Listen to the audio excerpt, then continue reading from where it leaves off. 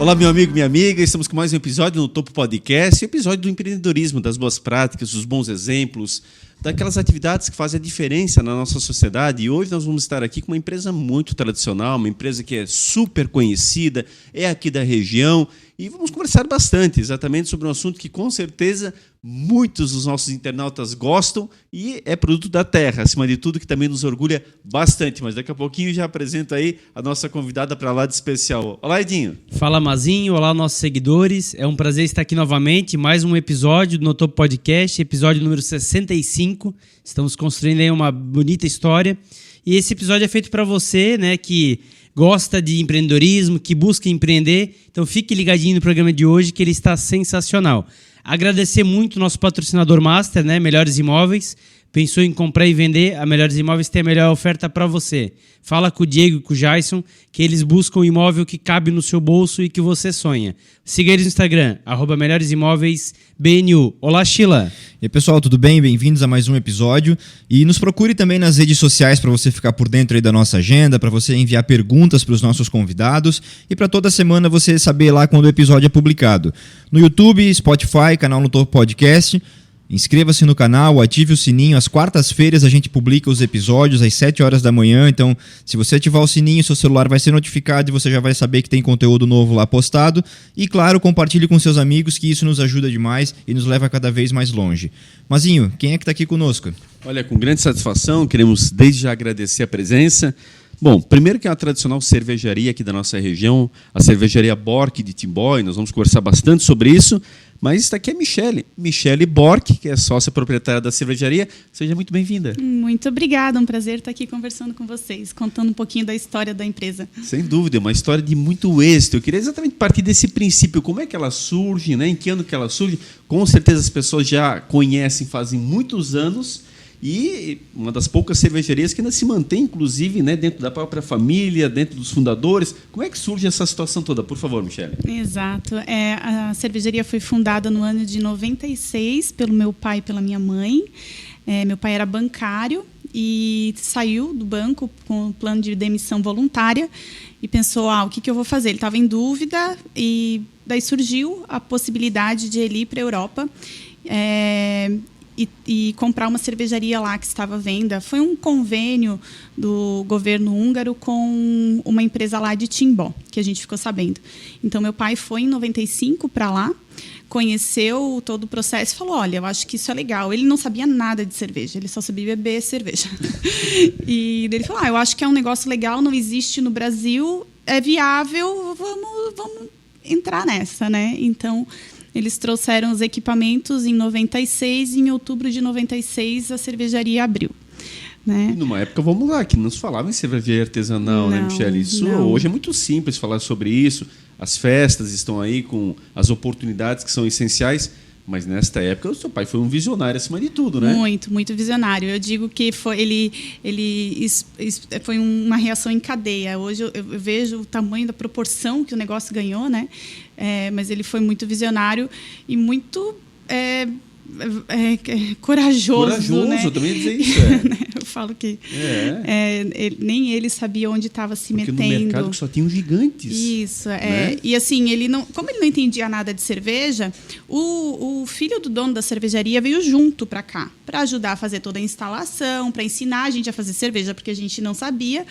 E quando saiu o primeiro produto, foi um produto muito diferente do que a gente estava acostumado, né? Então, foi bem recebido por um público que já tinha o costume de ir para fora, beber cerveja e falar assim, agora eu estou tomando uma cerveja que a gente bebe na Europa. Ou seja, um grupo seleto, né? Um grupo bem seleto. Então, os primeiros anos foram bem difíceis.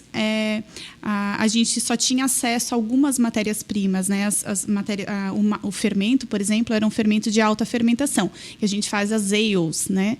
E a cerveja mainstream, que são as cervejas que o pessoal conhecia, que são as lagers, a gente não tinha acesso a esse fermento. É um fermento mais difícil de se trabalhar, na verdade. Então, ali por volta de 2000, meu irmão já à frente da cervejaria, da parte produtiva, então a gente conseguiu acertar uma fórmula que caiu no agrado e daí a cervejaria começou a crescer e foi um pouco mais fácil. E quando é que você chega? Eu chego na cervejaria por volta de 2007, né? Assumi a cervejaria em 2008, quando minha mãe saiu da parte administrativa e deixou comigo, né? Então, eu já estava terminando a minha formação, sou formada em moda, não, né? Olha só. Não é o ramo, mas aí eu assumi a parte administrativa. Desde lá, então, você vem tocando junto com o teu irmão. Isso, meu irmão cuida da parte produtiva, né? Ele é formado em engenharia química e técnico cervejeiro. E eu, então, né, assumi a parte administrativa. Na época, eu era casada, eu e meu marido, a gente cuidava da parte administrativa. Eu me ausentei da parte da administração da empresa total, de 2015 a 2021. Eu voltei no começo do ano passado para a empresa. Eu tive licença maternidade, uns perrenguezinhos com o meu filho, e daí eu fiquei afastada. Perfeito. Mas daí do ano passado eu assumi de vez a empresa, daí sozinha agora. Então, basicamente, agora ela está com em torno de 27 anos, é isso? Faremos 27 anos esse ano. Poxa, quer dizer, já é um bom período de ciclo aí que mostra o quanto ela está sólida no mercado, né? Sim, de fato, sim. já bem estabelecida. É uma empresa totalmente familiar, né? Então, hoje, no ano passado, a gente reabriu o bar da fábrica, que foi o que no começo nos deu muito suporte, porque só a venda de chopp era muito difícil, então o bar nos deu muito suporte. Ficamos com o bar por 17 ou 18 anos fechado, e daí no ano passado a gente estava com o espaço ali e a gente decidiu reabrir, né? Então, hoje quem cuida da parte administrativa do bar é minha cunhada, a esposa do meu irmão, e meu sobrinho já trabalha na produção também. Olha só, geração já vinda, né? Isso, então a gente já está tentando catar eles para assumir o legado cervejeiro, né? Sim, com certeza. E quantos colaboradores vocês possuem? A gente deve estar com em torno de 10 ou 11 colaboradores. Uhum. E o mercado, a abrangência do mercado que vocês atendem? O nosso foco hoje é o mercado do Vale do Itajaí, né? A nossa capacidade produtiva, a gente entende que o Vale do Itajaí consegue absorver. Não adianta a gente querer expandir muito, porque só aumenta custo de logística e não... aqui é capaz, né, de atender tudo. Edinho, por favor. A gente trabalha com um produto que não é pasteurizado, então a gente fala que é cerveja viva, cerveja fresca, né, uma cerveja com uma qualidade, eu particularmente acho melhor, né, porque ela está sempre fresca. Só que a gente tem um shelf life menor, né, então tem que ter giro. Tem que ter giro, né? Um giro mais rápido, né? Então, isso também faz com que a gente se mantenha mais local e não queira ir para muito longe. Super tradicional, Edinho, quer dizer, aqui um produto genuinamente da terra, né? Fantástico, né? É uma história já de 27 anos e venceu a barreira do tempo, né? Com estratégias de abre bar, de muda foco, mas mantendo a essência e estando aí muito forte no mercado. Sheila, tu entende de cerveja? Um pouquinho. Eu acho que um pouquinho eu consigo ajudar. Assim, eu não vou competir, mas um pouquinho eu conheço. Eu conheci a marca nos tempos de faculdade, porque o bar do lado da Uniaselv, lá, na época, o bar do Alemão, vai lembrar, era tradicional com a cerveja Bork, né? E lá o que vendia mais era a Pilsen, né? A Lager Pilsen. Esse é o carro-chefe de vocês hoje lá na fábrica? Sim, sim. Eu digo que é o que paga a conta. Né? A grande maioria das cervejarias sabe que a Pilsen ainda é a que paga a conta. Mas logo em seguida que a gente abriu a cervejaria, meu pai desenvolveu uma máquina para torrar malte, porque na época a gente também só conseguia comprar malte Pilsen, né?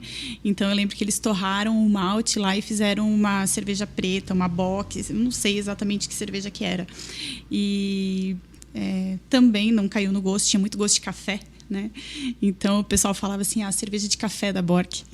E depois disso meu irmão desenvolveu a Mausbier, que também era uma cerveja que o pessoal conhecia e que a gente precisava sobreviver, então vamos fazer o que o pessoal quer, né? Então a gente trabalhou a Pilsen e a Mausbier durante muito tempo. Eu acho que só por volta de 2008 que a gente lançou a nossa primeira Weiss, né? E daí daí vai muito também, eu não tiro o mérito, que eu acho que a cerveja artesanal se difundiu por conta da Eisenbahn, né? Eles que lançaram os estilos e a gente conheceu de estilos diferentes graças a eles, né? Porque a gente também não a era... Weiss é de trigo, né? A Weiss é de trigo. Adoro, acho muito boa. Depois a gente começou a lançar esporadicamente outros estilos e toda vez que a gente lançava um estilo, a gente colocava como portfólio mesmo, né? Então, daí a gente tem a Weiss, o lançamento da Weiss, o lançamento de uma Red, que geralmente é uma Red Ale, mas a gente lançou com fermento de baixa fermentação, então a gente chama que é uma Red Lager. Hoje eu até vejo outras cervejarias lançando... Oi? Fiquei curioso nessa Red Lager. A nossa cerveja premiada no festival é a Red Lager. A gente já ganhou 2 medalhas de prata com ela. É uma cerveja bem leve, drinkability boa. Ela é uma cerveja que desce bem tranquila, assim. Daí depois a nossa IPA, que também é uma cerveja bem legal. E no ano passado a gente lançou uma Doppelbock, que também é uma cerveja que eu particularmente gosto muito, porque as lupuladas não são a minha praia, né? Então é uma cerveja que tem um dulçor residual, um teor alcoólico bem alto. E agora para o festival a gente lançou no ano passado a gente lançou uma estratégia um pouco diferente para o bar, que é lançar um rótulo experimentales, que a gente chama, que são pequenos lotes de cervejas diferentes, porque a nossa capacidade produtiva é muito pequena, então a gente colocar muitos rótulos diferentes quebra totalmente a nossa produção. Na verdade, acaba diminuindo a nossa capacidade fabril, porque como a gente não pasteuriza, a gente acaba ficando com o nosso estoque em tanque. Então, até rodar todo aquele tanque de cerveja especial que é mais diferente, devagar, então acaba perdendo capacidade produtiva. Então, tem esses lotes experimentais que a gente faz, faz 2, 3 barris, acabou, a gente troca para outro, para estar sempre lançando alguma coisa diferente. A gente fez agora uma stout de chocolate para Páscoa, mas que também vai ser um lote limitado. No ano passado a gente lançou 2 cervejas especiais, assim, que foi uma para o Dia das Mães, junto com a das Bira, aqui de Gaspar, né, que foi uma Catarina Sour de morango com framboesa, numa garrafa linda, de espumante, ficou linda e maravilhosa a cerveja. E daí depois, para o Dia dos Pais, a gente lançou uma Barley Wine, que também ficou muito boa. Mas também foi lote limitado. Maravilha. Então, hoje em carteira, vocês têm 4 estilos comercializando, ou não? 7. 7 estilos comercializando? A Pilsen, a Malzbier, a Weiss, a Red, a IPA, a Doppel e o chopp de vinho. Esse eu não falo porque o pessoal tem preconceito, mas adoram. Adoro, a mulherada mesmo e o público em geral, né? Sim, caiu muito no gosto da galera, essa questão do vinho ali, né? É que ela é considerada um coquetel, na verdade, de cerveja. Eu já passei por uma dessa, de eu chegar com a minha esposa e perguntar, vocês têm chopp de vinho? E aí Bom, eu não vou citar o nome do estabelecimento, mas o cara ele tinha o curso de sommelier e ele falou, é um coquetel de vinho, senhor, não é um chopp. Então eu olhei para ele e falei, eu sei, querido, mas traz para mim, por favor. Se tiver tá bom, né? Eu quero. Exato. E qual que é a capacidade de produção de vocês considerando Pilsen? A capacidade fabril hoje está em torno de 25 a 30 mil litros. Por mês? Capacidade fabril, né? A produção ela oscila, é um mercado sazonal, não tem jeito, por mais que a gente queira bater meta todo mês, no verão vende mais, não tem jeito. E se eu não me engano, nessa quantidade ele ainda entra como cervejaria artesanal mesmo, né? Eu não lembro qual que é o... Não sei te dizer essa questão técnica, né? Eu acho que talvez seria até micro cervejaria ou... porque o artesanal eu sei que ele é meio controverso nesse meio. A gente nem pode usar a cerveja artesanal no rótulo, por exemplo, porque o Ministério da Agricultura não permite, né? Porque não existe uma legislação para enquadrar o que é artesanal, né? A gente que usa tanto que hoje se usa muito a questão de cervejas especiais, né? Michele, para o público entender bem, quem talvez não esteja tanto por dentro, quais são as formas de embalagem que vocês possuem? Como é que o produto é comercializado? Então, hoje a gente trabalha com barris, né? Que foi sempre, desde o começo, durante muito tempo a gente só trabalhou com barris de chopeira. E daí a gente lançou as cervejas em garrafas de 600 ml de vidro. E no ano passado a gente lançou os growlerzinhos de PET de 1,5 litro, né, da Pilsen, e tem na opção de 1 litro da vinho, e a gente vai lançar de IPA agora, de 1 litro também. O PET ele foi uma solução que as cervejarias encontraram para conseguir desovar a produção durante a pandemia, porque todas as cervejarias, não é só a nossa, sempre sobreviveu muito à base de evento. E quando a gente fala evento, a gente não fala só de festas, né? Tipo Oktober, festa do imigrante. Lá em Timbó a gente tem a nossa festa, que desde o começo a gente sempre participou. Mas casamento é um evento, aniversário é um evento, então a gente sempre vendeu muito chopp para isso. Com a pandemia, né, acabou. Então, foi uma maneira de encontrar uma forma de não fechar as empresas durante a pandemia, que foram todas muito, muito afetadas. E para esse processo de engarrafamento aí, virou um grande investimento na fábrica? Como é que isso é no dia a dia? Como é que isso funciona? Então, para uma empresa normal, sim. Para a nossa, não. Meu pai sempre foi muito professor pardal. Então, desde a instalação de todo o equipamento, até máquinas e tudo mais, meu pai e meu irmão sempre foram, nós mesmos vamos fazer. Então, quando a gente quer alguma coisa, a gente vai numa feira, olha, dá uma analisada, daqui a pouco meu pai está lá fazendo. Olha só. Então, assim, meu pai e meu irmão criaram uma máquina semiautomática de lavar barril, a parte de invase de garrafas é toda automatizada, é manual, semi-automática, né? Então, é todo feito por nós, mas todo o equipamento foi desenvolvido por nós. Tem pouca coisa assim que a gente compra de fora. O resto é tudo interno mesmo. Aliás, é artesanal de verdade. Pois eu tô vendo. E essa parte dos barris, isso quem faz é uma tanuaria, né? Não. A gente não usa barril de madeira, a gente usa barril de inox. Tá, de inox, perdão. De madeira já não se utiliza mais de forma nenhuma? Se usa hoje, né? Se reintroduziu o barril de madeira para fazer envelhecimento de cerveja. Né, que hoje, então, a gente produz cervejas que passam pelo barril. Daí tem algumas cervejarias que tem bastante barris de madeira, inclusive. Perfeito. E na parte das garrafas, hoje essa logística reversa não acontece mais, né? A pessoa descarta o casco, né? Você acredita que o imposto da garrafa descartável é mais barato do que da garrafa retornável? É uma coisa que não em época que e com toda razão se bate tanto na questão ambiental, antigamente nós éramos crianças, eu lembro que sempre era o casco que você levava para tudo, refrigerante, para qualquer bebida. Hoje tudo é descartável. O custo da garrafa é bem alto e da garrafa retornável é mais alto ainda.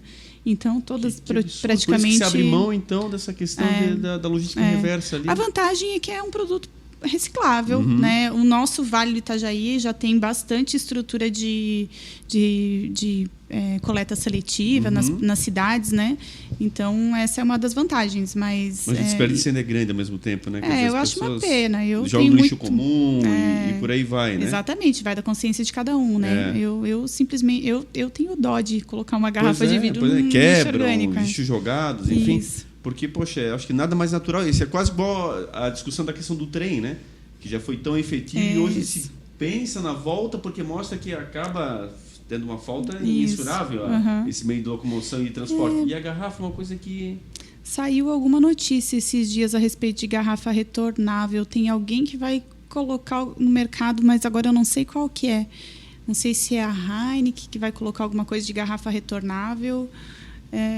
Eu lembro de ter visto uma notícia, mas não lembro exatamente quem foi. E as de vocês estão aí nos principais mercados da região? O pessoal encontra? De que forma? A gente foca muito em mercado pequeno, a gente não foca em mercado grandes redes, porque a política deles para a gente não é viável. Infelizmente, é muita briga de preço, né? E a gente acredita que o nosso produto ele é um produto, aquilo que a gente falou antes, né? Beba menos e beba melhor. Com qualidade, né? Com qualidade.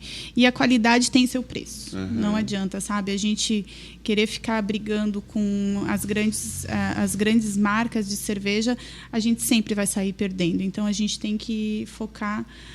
a gente prefere fazer parcerias com pontos de venda que, assim, a parceria é boa para os dois lados. Né? Então, a gente também tem fica um registro nesse sentido, né? Porque não é onde acaba a maior parte do consumidor aderindo, porque chama atenção, o dia a dia da gente cada vez mais corrido, então você geralmente procura os grandes supermercados. Sim. Talvez, às vezes, um olhar um pouco mais atento, diferenciado, né? Não compactuar com todos os produtos, porque é uma coisa artesanal da região, enfim, né? Acho que isso talvez fique um ponto de reflexão até. Eu acho importante. Na Europa existe o movimento de beba local, né? Então, a gente tenta conversar com alguns mercados para eles fazerem a mesma coisa. Assim, parece que na Europa, eu nunca estive vendo isso, mas eu ouvi falar que tem um canto no supermercado onde só tem produtos locais. E eu fiquei pensando, poxa, na minha cidade, né, somos de Timbó. Sim. Tem muita empresa. Tem muita coisa. Daria para fazer uma gôndola bem recheada, bem diversificada de produtos da cidade. Então, eu acho que, como a gente sempre acaba trazendo essas coisas de fora, uma hora isso ainda vai vingar aqui. É importante a gente valorizar o que é para, né, girar a economia. As grandes marcas você encontra em qualquer lugar. Você vai a qualquer lugar desse país, por exemplo, você vai encontrar. Agora, quando a pessoa vem para cá, enfim, o turista também vai ao mercado, por exemplo. Exatamente. Então, ele quer o diferente. Ele quer exatamente perceber o que tem de forma local. Então, enfim, acho que falta realmente, às vezes, um pouquinho de reflexão. Né? Agora você falou uma coisa que é verdade. O turista, ele vai no mercado, eu já me vi na Argentina, poxa, o que será que é doce de leite da cidade e o que é doce de leite de fora, né? Então, se a gente tiver um espaço direcionado, você fala que tudo isso aqui é daqui, que você só vai encontrar aqui, é bem mais fácil, porque... Por exemplo, em Timbó tem uma fábrica de macarrão. Tá junto com o macarrão das grandes marcas. Que você não diferencia, né? Então, vamos direcionar muito mais interessante, eu acho. É questão de visão. E, Michele, essa questão do movimento que houve aí em relação ao Oktoberfest, houve uma união dos cervejeiros, bem interessante, inclusive. Aliás, hoje já tem o Vale da Cerveja. Blumenau é a capital nacional da cerveja, ou seja, grandes conquistas para a área de vocês, em exclusivo, e que acabam também vindo ao encontro da população. E essa questão do Oktoberfest, houve um movimento muito interessante, no final não deu certo, mas era a questão exatamente de projetar ainda mais as cervejarias artesanais, abrindo mão de uma marca mundial, digamos assim, como preferência oficial da festa. Comenta um pouco para nós como é que foi essa união entre vocês. Eu não acho que a gente perdeu, eu acho que a gente plantou uma semente. Né? A gente... Claro que, no fundo, a gente tem aquela esperança de que, poxa, a gente vai... para isso acontecer, tem que ter o poder público tem que abraçar. Né? E a gente sabia que era muito difícil. Mas a semente foi plantada. Eu acredito que, no futuro, a gente colhe. Eu vejo um futuro de Oktoberfest com artesanais. Mas isso demanda uma série de fatores, né? Inclusive, o maior conhecimento da população a respeito do produto. A gente leu muito comentário contra, dizendo que eu prefiro a cerveja aguada, a cerveja que não é lupulada, como se cerveja artesanal fosse só cerveja amarga. Então, eu acredito que muita gente experimente cerveja artesanal e, assim, uma das cervejas artesanais, um estilo de cerveja artesanal muito popular é a IPA, que é uma cerveja amarga, muito aromática, muito marcante e extremamente diferente de uma Pilsen mainstream. Né? Então, a pessoa está acostumada a tomar uma Skol e vai tomar uma IPA, ela vai falar, essa cerveja é horrível. Então, e daí eu lembro que até respondi o comentário e falei, gente, as nossas cervejarias aqui, tem muitas que já ganharam prêmio de melhor Pilsen do Brasil. A gente tem cerveja Pilsen leve e de muita qualidade. Né? Não é só cerveja. E são muitos estilos que a gente leva para uma Oktoberfest, por exemplo. Se eu falar número, eu vou falar besteira, porque eu participei um ano e não prestei muita atenção nos números. Mas são muitos estilos. E tem estilo de todo tipo. Tem de fruta. Eu tomei uma no festival agora, que era uma fruit beer, que parecia um suquinho de framboesa. Era uma delícia. Né? E não era nem uma cerveja de vinho, né, que é docinha. Ela era muito gostosa. Tem muitos estilos. É só uma questão... Eu tenho certeza que se as pessoas tiverem a oportunidade de experimentar, né, e a curiosidade de experimentar outros estilos, ela vai achar uma cerveja especial que caiba no paladar dela. Michele, mas só para entender de forma ampla essa questão ali do movimento, né? Porque assim... O que a prefeitura ela não abre a mão na realidade? É do valor que é pago pela cervejaria de renome internacional, digamos assim? Vocês fizeram uma contraproposta nesse sentido? Qual que era a proposta que vocês tinham equivalente ao que eles requisitam, digamos assim? A gente tentou explicar no lançamento do movimento que era possível as cervejarias encabeçarem a Oktober. Né? A gente teria condições produtivas e teria condições de captar o dinheiro que a grande patrocinadora investe. Vocês todos se cotizariam? Né? A gente se cotizaria, e pelo que a gente sabe, também existem marcas que não entram na Oktober porque a principal não deixa. Né? Então, a gente consegue atrair outras marcas para suprir esse valor que talvez a gente não conseguiria. Mas eu acho que assim, até para a prefeitura foi interessante, porque você viu que fechou? Foi a licitação semana passada. Foi. Né? Uhum. Esse é o Ambev, né? Eles pegaram... Um valor bem maior do que era... Um valor bem maior. 80% além. Um valor bem maior. Então, foi ela e a Heineken disputando. Isso. Além da disputa, né, da outra, mas também tem esse movimento que também chama a atenção e fala, opa, peraí, se a gente não bancar... Então, fechou em 100 milhões por 6 anos, um valor bem mais alto do que eles estão... E mais a construção do Boulevard, né? E mais a construção do Boulevard, né? Então, são passinhos de formiguinha. Mas, em tese, que a gente precisa foi dar. mais uma decisão da prefeitura, então, em não aceitar, porque os valores vocês também se puseram à disposição para poder arcarem com um valor similar ao que sim. O que a grande também põe. A gente acreditava que era possível. Eu não sei como é que foi a conversa, tá? O Valmir e o Daniel, que estavam à frente, né, tentando manter conversa com eles e tudo mais. Mas é importante, só em linhas gerais, para o pessoal entender. O Valmir já esteve até aqui conosco, foi coincidentemente antes do movimento, basicamente, mas para o pessoal entender, porque, querendo ou não, como você falou realmente, e faço minhas as suas palavras, foi um movimento criado, uma semente plantada, e de fato isso pode, no futuro, aí, surtir efeitos, né? Mas só para mostrar claro, porque às vezes passa para algumas pessoas que havia alguma imposição no sentido assim, não, vocês só queriam tomar conta da festa e pura e simplesmente. Não. Que a gente queria de graça? Não, de jeito nenhum. Muito pelo contrário, a gente mostrou por A mais B que a gente teria condições de arcar com o valor da festa. Eu acho que a festa ganha. Sim, né? sem dúvida. A gente acredita também que se a gente conseguir... Agora, o nosso pleito vai ser aumentar 1 ou 2 pontos, pontos de distribuição, né? Então, se a gente conseguir ganhar um pouquinho mais de espaço, a gente, para esse momento, tá legal. A Bork está na Oktoberfest desde quando? Ano passado foi a primeira vez que participamos. Primeira vez? Graças a um consórcio, né, que a prefeitura permitiu que participasse. Então, era um ponto de venda onde tinham 5 cervejarias pequenas. Ah, perfeito. Para participar desse consórcio, a gente tinha que provar que a gente produzia menos de 30 mil litros de chopp mês. Então, abrir espaço para as pequenas cervejarias, porque dentro das cervejarias artesanais que participam, também para participar do pavilhão 1, por exemplo, você tem que comprovar que você tem capacidade produtiva de mais de 30 mil litros mês.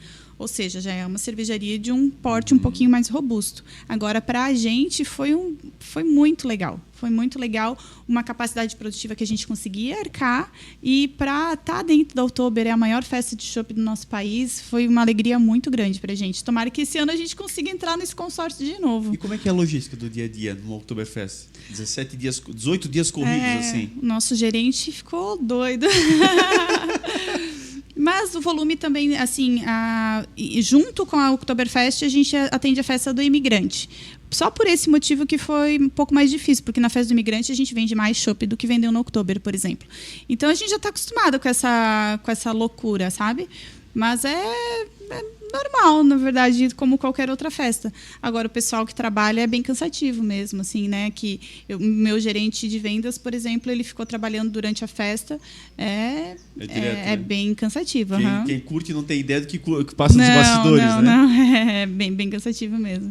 Fantástico, né, Edinho? Vai mostrando toda uma jornada que eles têm aberto, assim, e que tem projetado novos caminhos. Muito legal. Agora eu queria voltar lá pro começo, que você é formada em moda, que não tem nada a ver com a cerveja. E também não dá base assim para você administrar, porque tem negócios que são parecidos, mas é um mundo muito diferente. Então, como é que foi para Michele se preparar para poder administrar, né, ser administradora de uma empresa como uma cervejaria como a Bork? E como é que funciona a divisão do trabalho no dia a dia? Você com seu irmão, você comentou de um gerente agora, como é que é a estrutura hoje da cervejaria? A minha formação realmente é moda, tem a cadeira de administração lá dentro, mas o que eu aprendi foi... Inclusive eu lecionei essa disciplina para moda, mas é muito breve, é muito pouco, né? Acho é uma semestre, pinceladinha. né? Chegasse a atuar na área? Cheguei. Fiz estágio em moda, mas eu falei, não é para mim, vou para cervejaria. Foi onde eu saí, né? Tive meu primeiro emprego. Para mim foi muito bom. Eu acho que a gente nenhum conhecimento é em vão, sim, né? Sem dúvida. Aquela historinha do Steve Jobs, que é um jogo de ligar pontos, né? Sim. Quando você olha, você fala assim, por que eu fiz moda, né? Eu acabo aproveitando sempre alguma coisa. Claro. Mas o que eu aprendi foi no dia a dia com a minha mãe. Eu conto a história de que durante muito tempo eu paguei a guia de Previdência Social, a GPS, achando que era o GPS do carro. Foi muito empírico, assim. Muitas coisas eu aprendi no dia a dia, continuo aprendendo. Hoje eu tive no ano passado inteiro uma consultoria comercial para me ajudar em abrir um departamento de vendas. A cervejaria, como a gente cresceu de uma forma... as pessoas, não tinha concorrência na época. A gente tinha uma concorrência muito pequena. Meu pai, inclusive, falava que ele não tinha medo da concorrência. De uma forma orgânica mesmo, né? E então as pessoas, a gente cresceu com as pessoas vindo até a gente. Eu quero abrir um ponto de shopping. Até que chegou um momento onde isso parou. E a gente não tinha experiência nenhuma com venda externa. Nenhuma. Eu não sabia como pagar um vendedor. Eu não sabia como estipular o trabalho dele, nada. Então, no ano passado, quando eu voltei para a cervejaria, a gente já tinha feito um teste com um representante, com um vendedor externo. Mas, no ano passado, eu voltei com essa missão de desenvolver um departamento de vendas. Então, a consultoria me ajudou para isso. Daí, hoje, eu olho e falo, como é importante. Hoje, eu caço consultoria. Eu estou com dificuldade disso, eu vou atrás de uma consultoria para me orientar a fazer isso. E eu tento me cercar sempre de pessoas super competentes. Eu digo que o universo traz as pessoas certas para o meu lado para a gente desenvolver. Porque na minha família a gente tem muito essa coisa, né? Que nem eu te falei. A gente não tem essa máquina, a gente vai fazer. Então, sempre foi muito de a gente fazer por si só. Só que não é suficiente. Não é suficiente. E as nossas fragilidades, e aquilo que a gente não sabe, e aquilo que eu não aprendi na faculdade, que eu deveria ter aprendido. Então, eu tento me cercar de pessoas mais competentes, porque eu vejo que o meu cargo hoje é gerenciar pessoas. Então, eu tento me cercar das melhores para estarem ao meu lado para fazer o trabalho bem feito. Perfeito. Essa é a linha de raciocínio mesmo que fomenta o crescimento, né? Quando você tenta fazer tudo, você fica limitado. Exato. Você tem um tempo X e você não tem como aumentar esse tempo X. Então, quando você tem pessoas que conseguem juntas, você coordená-las e elas trazerem para você, você vai propiciar o crescimento. Exato. E agora me deu uma curiosidade, como é que era a venda até então? Então era sempre a partir da empresa lá mesmo? Isso. Não tinha ninguém no mercado? Não, a gente tinha...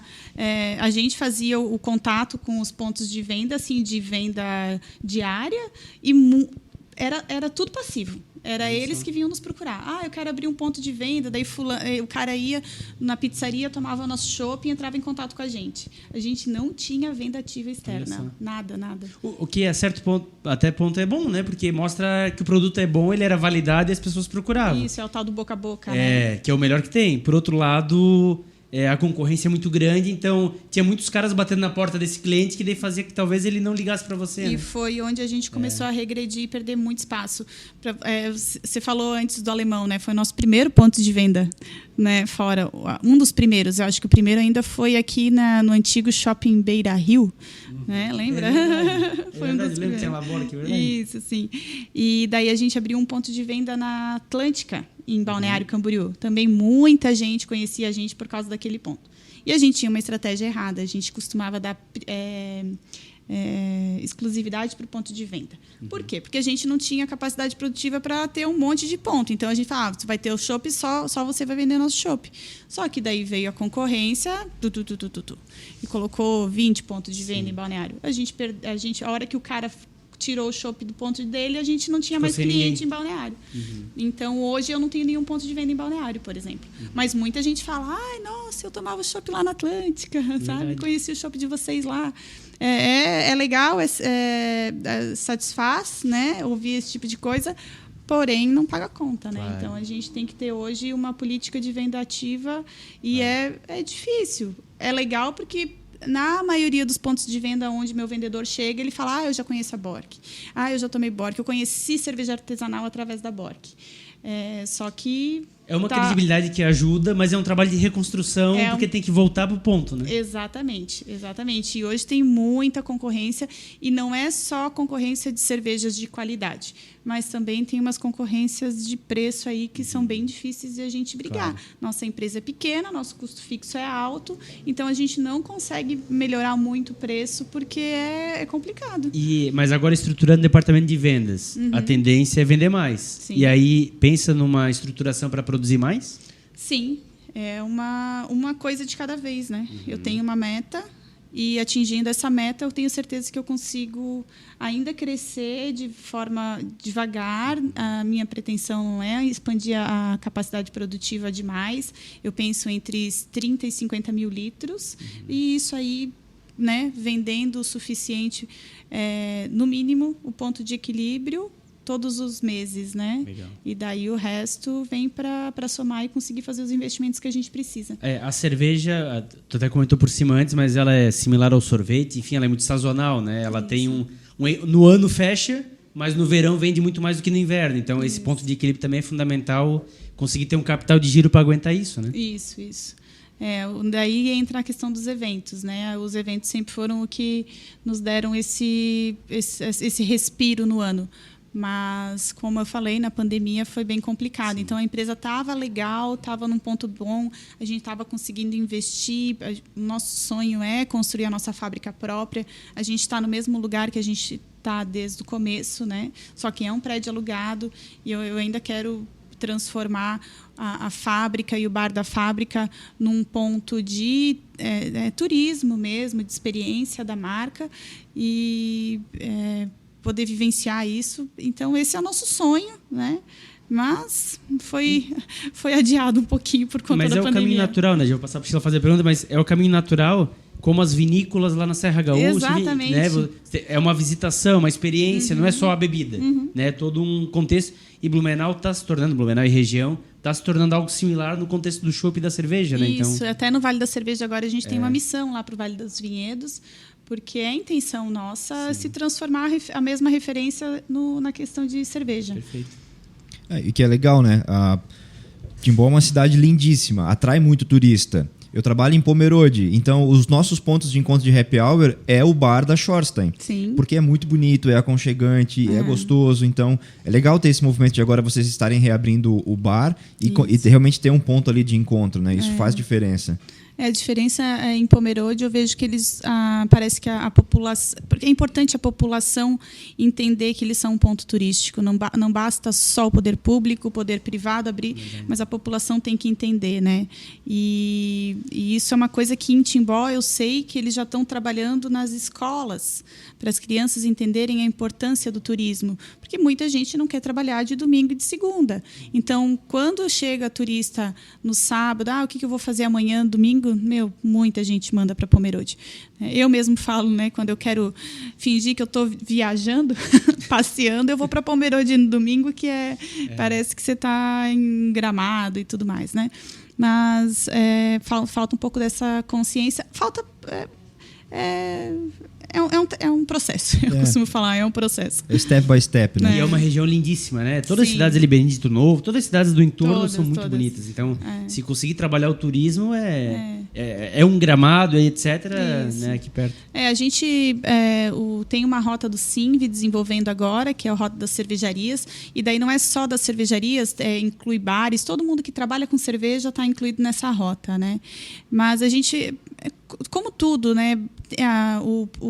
A empresa precisa entender a importância daquilo para o negócio desenvolver. Não basta só também o poder público investir, criar a rota e tudo mais, e a gente não se movimentar para que isso aconteça. Com certeza. Legal. Quero entrar nas perguntas da audiência. Esse é um quadro que nós temos aqui, que inclusive está aberto para patrocínio. Se você quiser colar sua marca conosco, nos chame lá no Instagram. A gente encaminha o Media Kit para você. Certamente vai ter uma proposta aí que cabe no orçamento da sua empresa e você vai se tornar um parceiro no Topo Podcast. 2 perguntas que eu separei aqui para Michele. A primeira veio da Cervejaria Bork, o perfil lá no Instagram, que é como a sua família teve a ideia de abrir a primeira cervejaria artesanal de Santa Catarina. Se tu quer pincelar um pouco mais, a gente comentou no começo, já falei um pouco sobre isso, né? Foi o acaso, a oportunidade que caiu no colo, que eu digo que nada é por acaso. É interessante destacar, né? É a primeira cervejaria artesanal de Santa Catarina. Primeira cervejaria, sim. Antigamente se fazia cerveja na nossa região, né? Mas, assim, esse ressurgimento das cervejarias em Santa Catarina, meu pai foi o primeiro, né? Ainda estamos abertos, né? No Brasil, eu vi um livro esses dias de um fornecedor de matéria-prima, que ele escreveu um livro sobre a história, que ele começou em 97. E ele conta que a cervejaria entre, acho que a 6ª cervejaria do Brasil. Michele, isso vocês exploram a nível de marketing? Agora sim. Né? Seria interessante bater muito nessa tecla, né? Porque tanto que nosso stand no Festival Brasileiro da Cerveja tinha lá primeira cervejaria de Santa Catarina. Isso é uma honraria que ninguém consegue ter. Então tá aí, tá registrado e chama muita atenção. Isso, tanto que o pessoal que vem lá, a gente não tem um receptivo desenvolvido no bar da fábrica, mas tem turistas que vêm lá e sempre que eu tenho oportunidade eu levo no bar, porque o nosso bar ele dá para toda a produção, né? Então você consegue ver toda a produção. Eu levo lá e daí eu mostro, tá vendo aquele tanque? Porque os tanques, os mais novos e tudo mais, são todos iguais. Toda cervejaria tem a mesma coisa. Mas tem os tanques que a gente trouxe da Hungria que a gente ainda utiliza eles. Então, tá vendo aquele tanque feio lá? Porque é feinho, né? A gente teve que reformar. Quando eles vieram da Hungria, eles eram todos revestidos de madeira por fora. E a madeira apodreceu, nosso ambiente é muito úmido. Então, meu pai e meu irmão tiraram toda a madeira, revestiram com poliuretano e revestiram de inox. Então, é feinho. Mas é um tanque que traz muita história e que nenhuma outra cervejaria no Brasil tem igual. E é um título que ninguém tira, né? Primeira cervejaria. Então, porque assim, a melhor, pode ir trocando. Sim. Então tem que explorar mesmo e de fato acaba sendo um grande diferencial. Exato, enquanto ela está aberta, vai ser ela e acabou. Né? Por isso que a minha intenção, quando eu falo que eu quero construir a minha fábrica, né? É ter esse espaço com esses tanques, com aquela máquina que meu pai fez para moer, para torrar o malte. Essas peças eu quero deixar guardado porque traz história e faz parte da história da cerveja no Brasil. E cada vez mais se busca, né? Blumenau lançou o Museu da Cerveja, então cada vez mais se busca, né, essa história, porque as pessoas começam a entender mais sobre o assunto. Então é fantástico. Legal. E a gente trabalha em indústria têxtil, geralmente na indústria têxtil tem lá a primeira máquina de costura, o primeiro tear da malharia, então é legal ter esse espaço, né? Para você ter uma ideia, você que entende cerveja, já fez cerveja em casa, a nossa cozinha, que a gente fala que é a sala de mostura, ainda é húngara. A gente usa o mesmo processo e é um processo um pouco diferente do que o pessoal usa aqui. Então, acho que somos também uma das poucas cervejarias no Brasil que ainda usa esse tipo de processo, que é um processo com menos eficiência, mas mais antiguinho, assim, digamos assim. Legal. Para fechar, a segunda pergunta veio da Brenda Rayane. Como é ser uma empresária mulher, onde a maioria é formada por empresários homens? Eu vou te falar. Eu acho que o cargo administrativo no meio cervejeiro ainda cai para a mulher. Né? É mais difícil a gente ver mulheres fazendo cerveja, e eu tive a honra de conhecer uma agora no festival que faz cerveja. Não conheço nenhum mestre cervejeiro mulher, é verdade. Então, além de ela ser juíza, sommelier, ela faz cerveja, eu tomei a cerveja dela e fiquei impressionada. Eu falei, sou sua fã, né? E é daqui? Não, de São Paulo. São Paulo. A Dani, eu não lembro o sobrenome dela, sei que tem gatos no final. Mingatos, Dani Mingatos.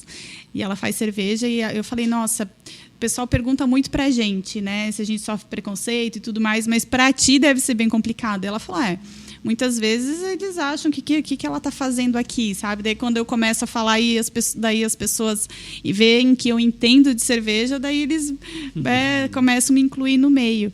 Mas tanto que no começo, né, a minha mãe todo mundo fala do meu pai, mas a minha mãe sempre esteve à frente da parte administrativa da empresa, então ficou para mim a parte administrativa.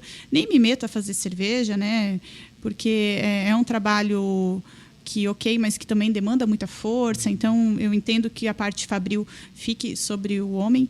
O que a gente vê assim é que as pessoas acham que só entende de cerveja o homem, né? Então de beber cerveja a mulher também entende. Claro. Então o primeiro sommelier do Brasil é uma mulher, né? Que é a Kátia Zanata, até fiz meu curso de sommelier com ela. Tem muita mulher no meio cervejeiro, muita mulher. Mas preconceito tem em todo lugar, bobagem, né? Mas tem evoluído, né? Tanto é que as propagandas de cerveja na década de 90 era muito focado no homem, que era mulher lá. Hoje em dia já mudou perfeitamente. Hoje em dia é bem misto mesmo, então tem evoluído, né? Tem evoluído. É um processo natural. Como em tudo, acho que tem, né? Vai até de motivação para vocês para poder seguir adiante, né? Eu conheço muitas, né? Eu tô à frente da cervejaria hoje. A Lari, que é minha amiga, até vizinha aqui, está à frente da Das Beer, né? Que também é da família dela. Mas, assim, lá em Timbó tem uma outra cervejaria que também é marido e mulher, e ela cuida da parte administrativa. Eu conheci uma outra moça que estava no stand do lado do nosso, que também está à frente da parte administrativa da cervejaria deles lá no Paraná. Então, tem geralmente casal, né? Vamos abrir uma cervejaria, entra, a mulher sempre está do lado para apoiar. Eu quero explorar um pouco mais esse tema, só lembrei, quem explora inclusive a cerveja número 1 do Brasil é a Boêmia, que se autodeclara a primeira cerveja do Brasil. É a mais antiga. Mas é de 1800 e pouco mesmo, né? 1800 e pouco, da cervejaria Petrópolis e tal. Ela traz muito isso na história dela, e isso é muito interessante. Isso realmente traz um encantamento, porque você vê a tradição, o pessoal gosta disso. Sim. E pegando só um outro gancho rapidinho, o que eu às vezes eu faço uma crítica ao poder público, eu acho que falta, Michele. Por exemplo, Blumenau, capital nacional da cerveja. Mas onde está escrito isso? O turista que vem sem essa informação, ele não conhece. Você vai a Bento Gonçalves, você vê um chafariz jorrando como se fosse vinho. Por que não fazer um pórtico de entrada na cidade, inclusive com algo... e aí você usa um produto químico, evidentemente, mas jorrando como se fosse cerveja, algo assim. Acho que falta um pouco dessa audácia, porque isso realmente faz com que o turista entre no clima. Ele chega numa rodoviária, ele acompanha que ele chegou na capital nacional da cerveja de alguma forma. Então, isso vai, de qualquer forma, incluir a todos vocês. Claro. Acho que essa sinergia falta em alguns instantes. A Oktober é super conhecidíssima, perfeito. Mas são apenas 18 dias no único mês do ano. Isso. O restante, a gente vê muitas marcas grandes tomando um espaço, porque talvez falta também um pouquinho dessa... Aí fica para quem é do segmento discutir, mas é algo mais concreto para nós, que somos público no geral... E nos identificarmos, realmente, a capital nacional da cerveja. Você sabe que essa foi uma das argumentações nossas no movimento, né? Que a gente tende a perder esse título. Exatamente. Minas Gerais tem muita cervejaria e já estão querendo tomar conta desse título, sabe? Mas eu confesso, quando o Blumenau recebeu esse título, eu como blumenauense, sempre daqui e tal... Mas fiquei muito em dúvida assim, é muita audácia. Capital nacional da cerveja. Peraí, a cerveja é um produto nacional, então ganhamos, fantástico. Como manter? Eu sempre pensei nisso. Até onde vai isso? O que eu sei é que o nosso consumo per capita de cerveja artesanal na nossa região é o maior do Brasil. Então, positivíssimo. Né? Vencemos.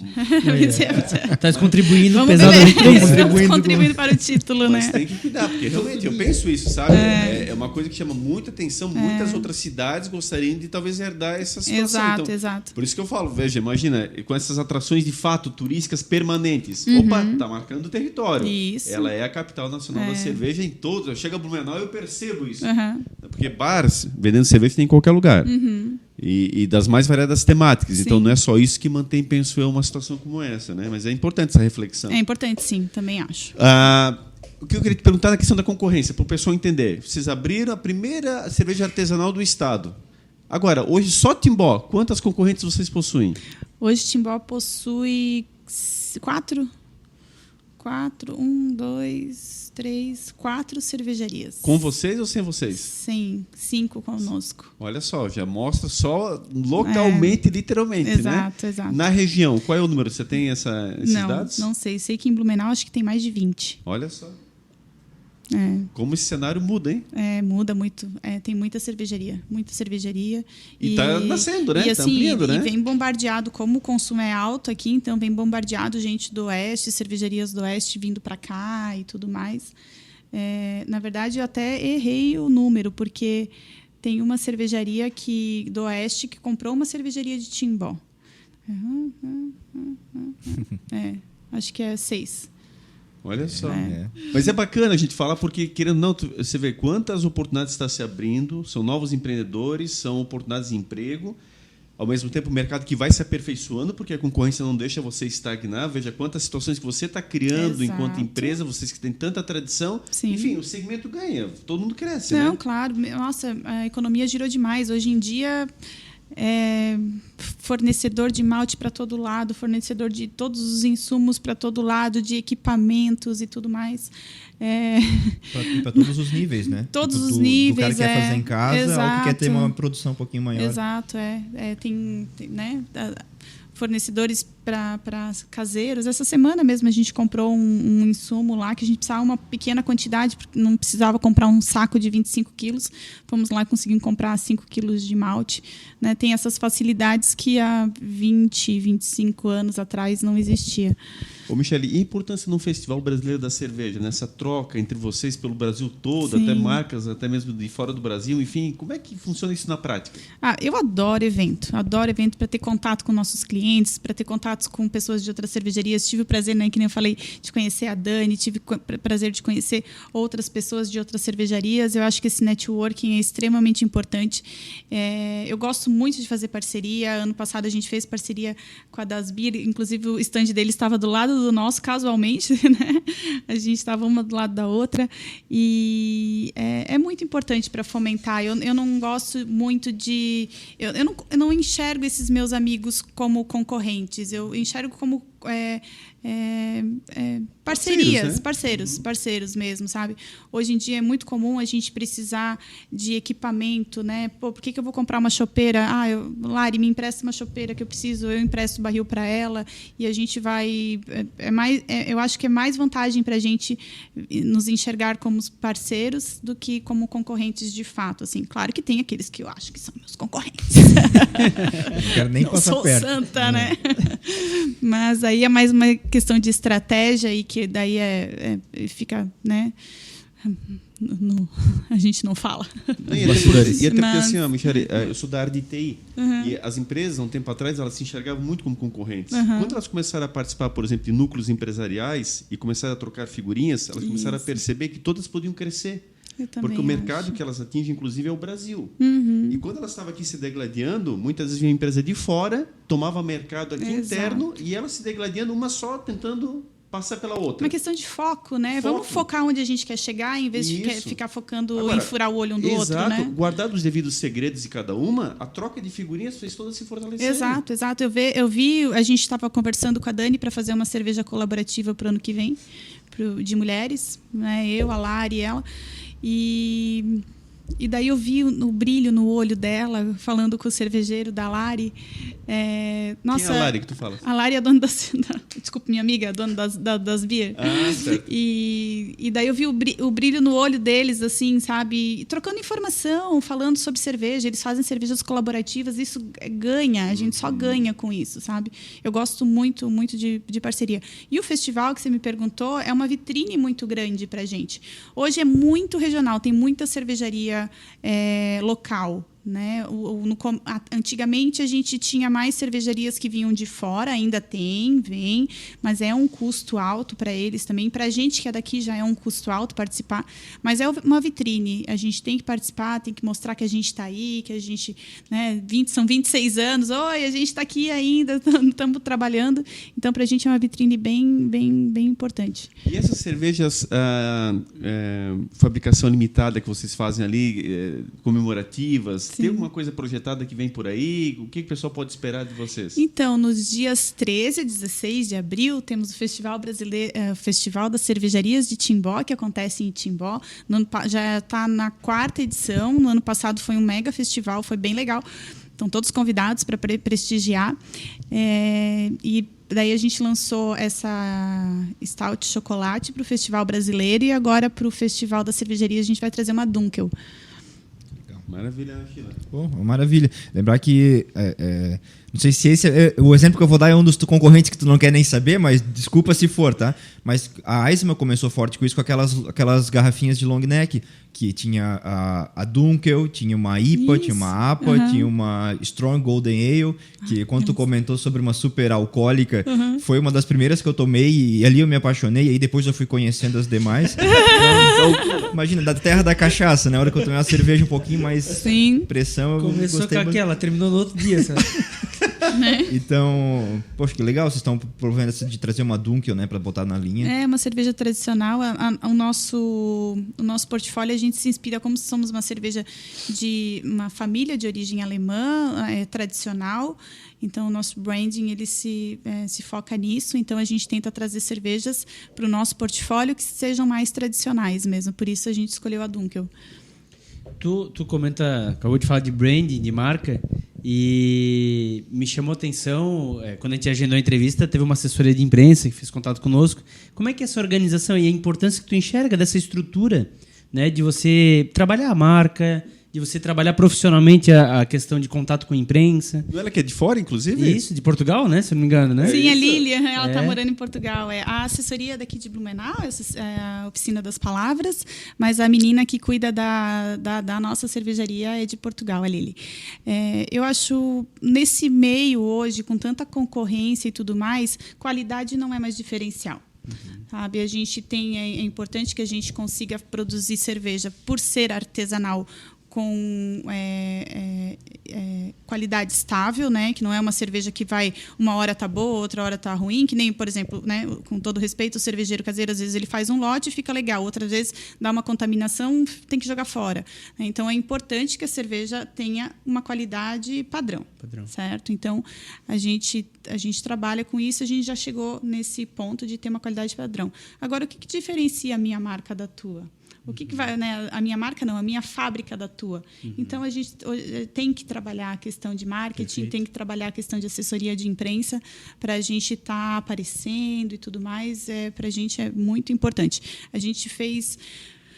no ano passado, a gente fez todo o rebranding, né, da cervejaria. A gente mudou totalmente a nossa identidade visual, focou muito, porque a gente foi fazendo, foi crescendo e tudo, mas a gente nunca teve um investimento. Vamos investir no branding da empresa, vamos organizar. Então, no ano passado, a gente organizou tudo. Tanto o branding, junto com a assessoria comercial, com estratégia e tudo mais. Foi só no ano passado que a gente fez isso.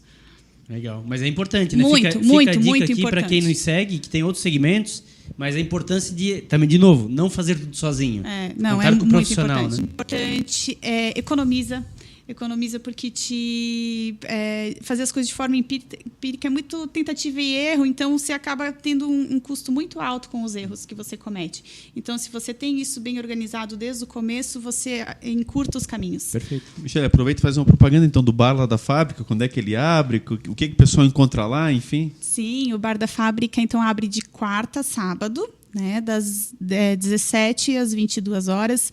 É um barzinho para bater papo. A gente foca muito nessa questão do happy hour, né? As pessoas nos procuram. No começo a gente colocou música ao vivo, tal, mas é um lugar onde as pessoas procuram para sentar e conversar e bater papo. Então, a gente tem música ambiente só e petiscos de boteco, para sentar, encontrar os amigos, conversar e ficar bem confortável. E ali dá para conhecer a fábrica. Sim, o nosso bar ele é exatamente no mesmo lugar onde era há 26 anos atrás. A gente usou a mesma estrutura. A gente ampliou a parte da produção, ampliou a parte envidraçada, porque no começo a gente só tinha um vidro para a parte central. Então, a gente fez todo o corredor que vai até o banheiro de vidro. Então, você consegue ver toda a produção lá de dentro, lá do bar.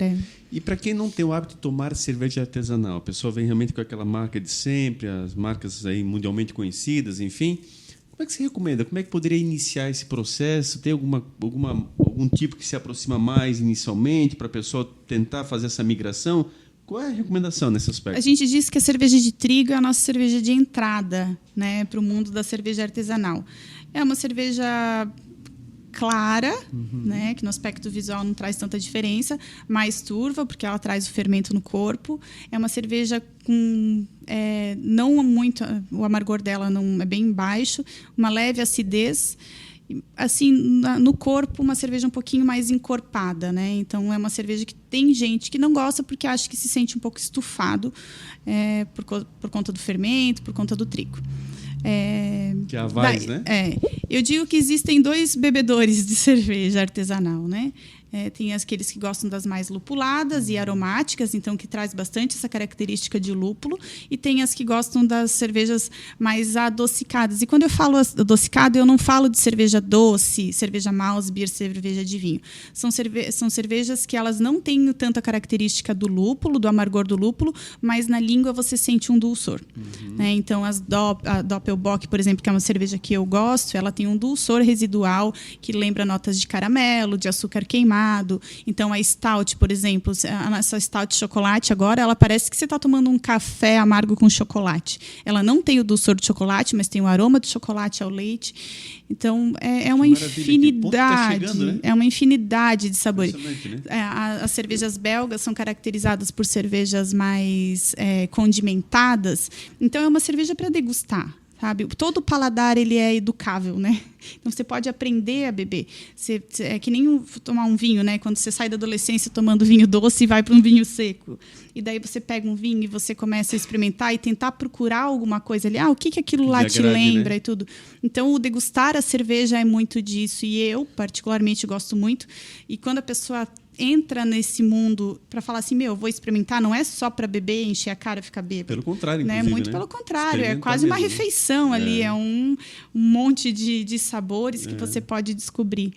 Ô, Michele, essa questão do mouse beer também queria explorar um pouquinho contigo. Quando a gente era criança, havia muito, nós também viemos de família alemã, apesar do sobrenome Rússia por parte de pai, italianos, mas a alemã Radler. A nossa mãe, a família toda é alemã. Sim. E eu me lembro muito dessa questão da mouse beer, porque a mouse beer, os alemães tinham muito essa tradição em tomar, de fato. A chamada, na época, era a Brahma. A Brahma, mouse beer, era a bebida que as pessoas tinham acesso aqui na nossa região. Ainda cultiva muito essa tradição? Vocês percebem que quem consome são mais de origem alemã ou não? Isso popularizou? Como é que é a venda dessa cerveja hoje em dia? São pessoas mais velhas. Pessoas mais velhas. Porque eu acredito que até por conta da tradição, do antigo e da entrada de novos estilos, que daí então traz muito mais opções, né, variedades de sabor e tudo mais. Então, a gente percebe que o nosso público de mouse beer diminuiu bastante e é um público mais velho. Interessante. E a questão dessa do Pelo vinho? menos aqui, né? Pelo menos aqui. Né? A gente tem muita oferta de cervejas especiais. Sim. De repente, em algumas outras partes do país, a mouse beer ainda venderia muito bem, né? Sim, perfeito. E pegando essa questão do vinho ali, que até o Sheila comentou bem, a questão que para muitos é um coquetel, enfim, como é que é a venda desse produto? Porque realmente a gente percebe que há uma simpatia por parte do público, o público feminino em especial, de uma forma muito próxima. É interessante, são vendas positivas, crescem. Como é que você observa esse produto em si? É uma cerveja que ela é misturada, é uma mistura de cerveja com vinho, né? Que nem na Alemanha existe o Radler, né? Que eles misturam o chopp, a cerveja com, acho que tipo Sprite, alguma coisa assim, né? Lançou até um tempo atrás, até lançou Radler, isso, a Radler, exatamente. Então, com limão, né? ela foi limitado esse produto, foi por um período. Ela é um coquetel de vinho, mas vende muito bem. O pessoal gosta bastante. Em eventos, em festas, por exemplo, uma festa do imigrante é o segundo chopp que mais vende. Olha só. Então, assim, né? Não é um chopp, não é um chopp especial, não é um chopp artesanal de qualidade, né? Excelente, mas é docinho e a galera gosta. Substituiu muito o público do mouse beer. Muito. Assim, o que as vendas do mouse beer diminuíram, as vendas do chopp de vinho cresceram bastante. Interessante. E na Oktoberfest, qual foi o carro-chefe de vocês de vendas? O que mais vendeu? Na Oktoberfest, a gente fez, como era um consórcio do Vale da Cerveja, a gente fez uma cerveja, a Pilsen, né? A gente fez no consórcio. A gente elencou uma cervejaria para produzir para a gente, porque é a cerveja que mais vende. Então, foi a cerveja que a gente fez o maior volume. E as nossas cervejarias focaram em vender as cervejas especiais. Né? Então, eu não tinha Pilsen para vender, que é geralmente a cerveja que mais vende, mas eu coloquei acabei com todo o meu estoque de todas as cervejas especiais que eu tinha. Coloquei tudo. E no nosso stand, como a gente era o único que tinha chopp de vinho, foi a que eu mais vendi. Né? Chopp de vinho vendeu disparado mais do que as minhas outras cervejas especiais. A empresa, Oktoberfest, nota 10. Não, outubro é muito bom pra gente, porque tem a festa do imigrante junto com o Oktoberfest. Que lá pra vocês gente são fortíssimos, né? A Sim. principal marca da festa, Isso, né? foi um mês muito bom pra gente.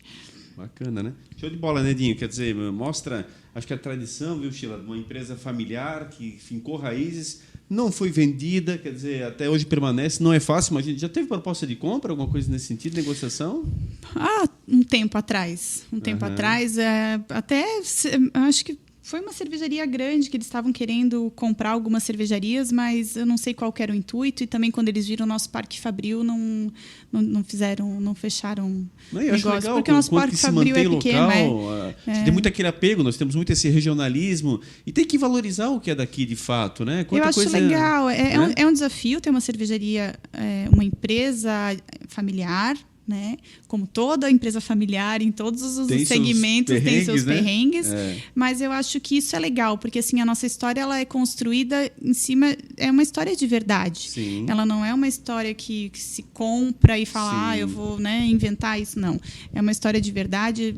É muito legal quando a gente senta com o pai, com o meu irmão, com a minha mãe, para contar histórias da cervejaria. Eu ainda acabei entrando tarde na cervejaria, apesar de no começo, quando minha mãe cuidava do bar também, né? Então ela começava na fábrica e terminava do bar à noite. Então eu com 13, 14 anos eu carregava bandeja, ajudava na cozinha, né? Eu participei da história também, mas administrativamente foi em 2008, né? Então é muito legal conhecer histórias que aconteceram que eu não convivi, na verdade, né? Não, mas e o orgulho que teu pai e tua mãe devem ter de vocês, né? Hoje tocando à frente dos negócios, eles ali podendo observar o movimento, enfim, como é que vocês vão levando, né? Eles têm orgulho da gente e eu morro de orgulho deles. Porque, assim, vivenciando a rotina da cervejaria, da dificuldade que porque não é fácil. Eu olho e pensar assim, hoje eu peguei uma empresa já... consolidada, né? E eles não. Gente, eu vi meu pai e minha mãe chorando, sabe? Da dificuldade que era no começo e que eles não tinham para onde correr. Então, eu digo, a gente deu certo, a gente está há 26 anos porque a gente é teimoso. Porque a gente não tinha outra opção. A gente tinha que fazer o negócio dar certo. E assim, algumas cervejarias vieram, outras já fecharam, né? Junto com a gente, na época, abriu a cervejaria Continental. Sim. Lembra? Sim. Foi. Estão, inclusive... Eles anteciparam a abertura da cervejaria deles para abrir antes da gente. Olha só. Uma poeta aqui em Blumenau, nossa, isso foi... Só que fantástico. Fechou, então a gente ainda é a primeira. É fantástico, eu acho um roteiro belíssimo, quer dizer, como ela falou, não tem preço, não tem o que compre, pelo contrário, uma história que só se consolida. E vamos lá, o teu pai não precisa nem disso, inclusive. Aposentado na época enquanto bancário, saindo num programa de demissão incentivada, poderia estar curtindo a vida. Ele não estava aposentado, não. Não estava aposentado? Não, ele saiu porque ele não aguentava mais trabalhar no banco. Tá, mas pelo ele programa se aposentou. de demissão incentivada, você falou, né? Realmente é interessante. É um reforço nesse sentido para poder, então, promover a saída. Eu convido todo mundo a vir a conhecer, a ver o bar. E tem muita gente que vem, sabe? Eu já peguei algumas pessoas lá no balcão do bar falando, nossa, eu vou trazer meu pai aqui, porque meu pai me trazia quando eu era pequeno. Legal. Fantástico, né? Tem uma questão saudosista bem legal. Pra gente legal, são histórias maravilhosas. Né? Muito bom, fantástico, né? Mais um episódio aí que a gente pôde abordar uma história belíssima, e essa é uma história aí de 27 anos, então, poxa, como eu falei anteriormente, quebrou a barreira do tempo, tá aí sólida e se reinventando, o que é muito importante, né? E passando da geração, né? A geração dos seus pais, agora para você e pro teu irmão, então muito legal mesmo. Agradecer a você que esteve aqui conosco, acompanhando esse episódio, você sugerindo. Nossos canais estão abertos para você sugerir quem você quer ouvir, que história que você quer saber um pouco mais. Agradecer nosso patrocinador master, né, a Melhores Imóveis. Pensou em comprar e vender? A Melhores Imóveis tem a melhor oferta para você. Siga eles no Instagram, @melhoresimóveisbnu. É isso, Sheila? É isso aí. Eu adorei conhecer um pouco mais da história da Bork. Eu confesso que eu não conhecia quase nada. Sabia o básico lá do Bar do Alemão, que me acompanhou durante os 4 anos da faculdade. Mas gostei muito de conhecer a história. Parabéns. Mais do que a faculdade até, eu acho. Olha, talvez. O detalhe, eu tô 10 anos no IACEL, eu não fui uma vez do Bar do Alemão. O nosso representante, velho. Aqui eu Mas vou... é isso aí, tá show de bola. Lembra do começo do podcast? Eu era um consumidor de todos os produtos que nós trazíamos aqui. Então, aqui tá mais um que eu já consumi também, que eu posso assinar embaixo. Né? Deixar estender também meu agradecimento a Michele por ter aceito de estar aqui conosco hoje. Muito obrigado. E agradecer a todos vocês que estão nos acompanhando, pedir que vá lá no nosso Instagram e no Facebook para você curtir o nosso canal lá, você ficar por dentro das nossas agendas, mandar perguntas para os convidados. E no YouTube e no Spotify, se inscrever, ativar o sininho e, se possível, compartilhar com seus amigos, porque é gratuito e isso nos ajuda muito a chegar cada vez mais longe. Muito obrigado e a gente se vê no próximo episódio, né, Mazinho? Sem dúvida. Michele, agradecer muito essa oportunidade de ter conversado com você, de ter lhe conhecido. E, evidentemente, como o Sheila bem falou, essa marca que a gente já tanto conhecia, mas com detalhes muito importantes que você deixou claro e transpareceu a todo o nosso público. Só tenho a desejar que Deus abençoe vocês, continue abençoando essa família fantástica, empreendedora, aos teus pais que construíram essa história, você e o teu irmão que tocam adiante junto com outros familiares, e que a gente possa continuar aí nos orgulhando muito dessa marca e conte sempre com no topo, que a gente possa aí ser parceiros acima de tudo e entender que aqui nós só estamos abrindo oportunidades, objetivando que cada vez mais vocês possam seguir adiante e levar esse produto genuinamente aqui local para onde for possível. Então, muito obrigado. Obrigada pelo espaço. Convido vocês também para virem lá na cervejaria. Só me avisa, vai ser uma honra receber vocês lá. Convido todo mundo a vir conhecer a cervejaria, está aberta. E também venham para o nosso festival das cervejarias.